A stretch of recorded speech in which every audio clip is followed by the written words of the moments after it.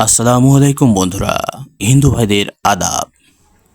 গরু যেহেতু প্রাণীজগতের সাথে সম্পর্কিত, সেজন্য গরু নিয়ে একটি কথা বলতে চাই। সেটা হচ্ছে, হিন্দু ধর্মের কোথাও গরু খাওয়ার কথা নিষেধ নেই বা নিষিদ্ধ নয়।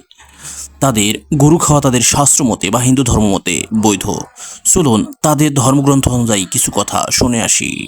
দেখুন, এ প্রসঙ্গে আমি বহুবার বলেছি, আমি বহুবার প্রকাশ্যে চ্যালেঞ্জ করেছি যে আপনারা দেখান হিন্দু ধর্মের কোথায় আছে। হিন্দু ধর্ম বলতে কিছু নেই। যে সমস্ত হিন্দু শাস্ত্র পুরাণ যেটাকে ওরা মনে করে ওদের কাছে পবিত্র, নিশ্চয়ই পবিত্র, সেখান থেকে দেখান যে গরুর মাংস খাওয়াটা একটা অনৈতিক কাজ, বা তা খেলে পরে হিন্দু ধর্ম সর্বনাশ হয়ে যাবে। আজ পর্যন্ত কেউ দেখাতে পারেননি।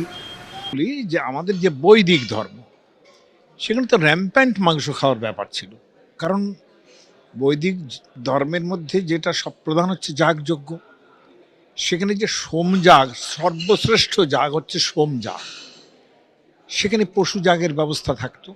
এবং পশু যাগ যদি আলাদা করে হতো, সেখানেও তো পশু দিতে হতো।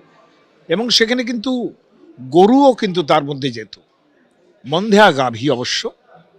বন্ধুরা, এই দুইজন জ্ঞানী ভাইয়ের কথায় পরিষ্কার হয়ে গেল যে হিন্দু ধর্মের কোথাও গরুর মাংস ভক্ষণ করাই নিষেধ নেই। ধন্যবাদ সবাইকে। আসসালামু আলাইকুম, আদাব।